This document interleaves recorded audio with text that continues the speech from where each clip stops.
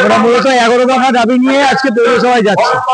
আপনারা জানেন যে আমরা গত বছরও ঠিক প্রায় জুন মাসের দিকে আমরা একটা ডেপুটেশন দিয়েছিলাম এবং সেই সময় পৌর প্রশাসন আমাদের কাছে কিছু বাধা করেছিল যে আমরা কিছু দাবি করেছি, সেই দাবিকে তারা মান্যতা দেবে এরকম একটা বিষয় বলেছিল, কিন্তু বাস্তবে আমরা লক্ষ্য করলাম তারা সেইখান থেকে কিছুটা সরে দাঁড়িয়েছে।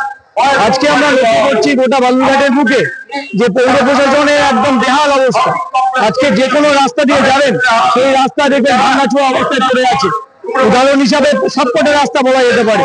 আপনি তুরিপাড়ায় যান, সেখানে ভেরি রিসেন্ট সেখানে কাজ হয়েছে, সেই রাস্তা দিয়ে আপনি যেতে পারবেন না।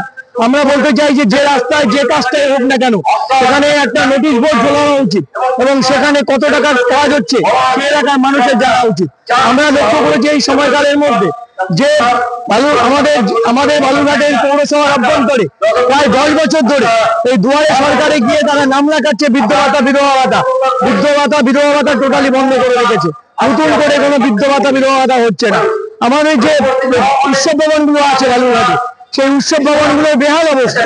আগে আমরা দেখেছি যখন বামফল সরকারের পৌরবোর্ড ছিল সেখানে আমাদের সেই উৎসব ভবনগুলোতে আমরা জায়গা পেতাম না, এরকম একটা অবস্থা।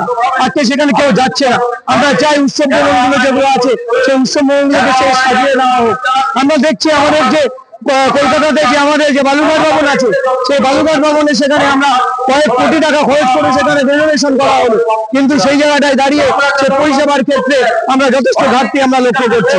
আমরা এরকম প্রায় 11 দফা দাবি নিয়ে আজকে আমরা পৌরসভায় যাচ্ছি এবং পৌর প্রশাসনকে আমরা জানান দিতে চাই যদি আমাদের এই দাবিকে যদি না মানা হয় আমরা ওখানে বসে রাখবো, তাও ভালো, তবে পৌর প্রশাসনকে আজকে বলতে হবে তারা করবে কি করবে না। এটাই আমাদের মূল বিষয়।